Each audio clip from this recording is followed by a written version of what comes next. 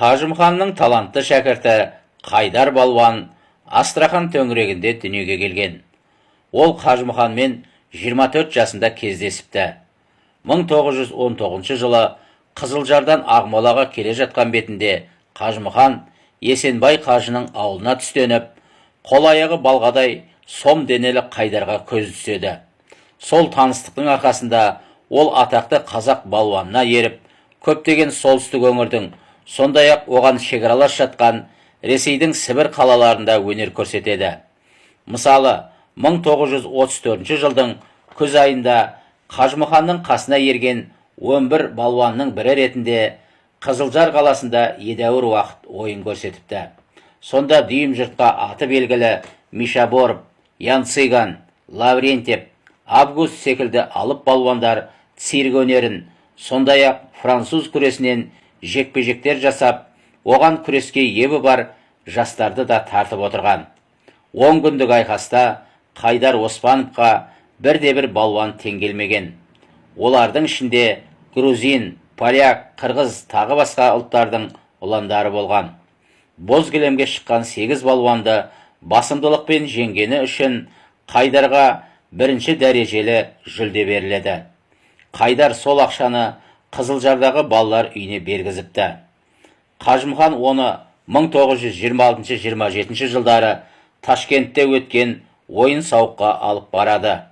Қайдар шетелдік балуандар тәрізді көрермендерін қызықтырып, бетіне түрлі маска тартқан сирек қазақтардың бірі. Тура Қажымхандай үстінен көлік жүргізіп, кеудесіне темір тас қойғызып, сом балғамен тас жарғызған. Жүген көрмеген арқандаулы екі асауат, екі жаққа тартқанда, оның тас түйін жұдырығын жаза алмай, қарғып бұлқынғанда жұрт аңтаң болған. Жуан бел темірді мойнына оп-оңай орап, сондай-ақ шапшаңдықпен жазып жіберетін.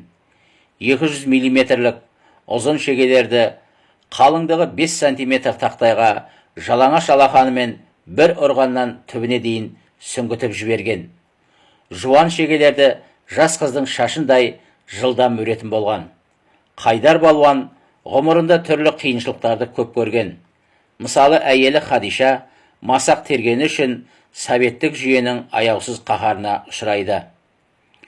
Батып қалған көлікті саз батпаққа белшесінен түсіп кеткен түйе мен жылқыны жалаңаш қолмен алып шыққан қазақтың алып азаматы жайлы әңгімені жұрт аңыз қылып айтқан. Бірде Қайдар балуан Ақмолаға бармақшы болып вокзалға келеді. Пойыздың келуіне 4 сағат уақыт бар екен. Қасындағы жігіттермен бірге вагонниктердің будкасына келеді. Сондағы орыстардың бірі мұның намысына тиіп, батыр екеніңді көрейік, мұна көпшекті 2 пар доңғалақты көтерші дейді. Көтерсем не бересің, дейді бұл. Айтқан бағаңды аласың. Ендеше қазір әкеліп 600 сомды алақаныма сал, көтеремін, дейді бұл. 2-3 жігіт ақша әкелуге кетеді. Бәс дайын болған кезде будканың қасында запаста салуға әзір тұрған көпшекті қос пар дөңгелектің орта тұсына келді де, тең ортасы осау деп, сонсоң хауп деп, жерден көтеріп алған бойы ал мә деді де, екінші жаққа лақтырып жіберді. Әлгі дөңгелектер барып рельске түсе қалды. Дөңгелектердің салмағы 1600 килограмм болатын. Орыс жігіті бәстескен 600 сомды беруге мәжбүр болды. Қайдар ақшаны өзі алмай, қасындағы жігітке бере салды.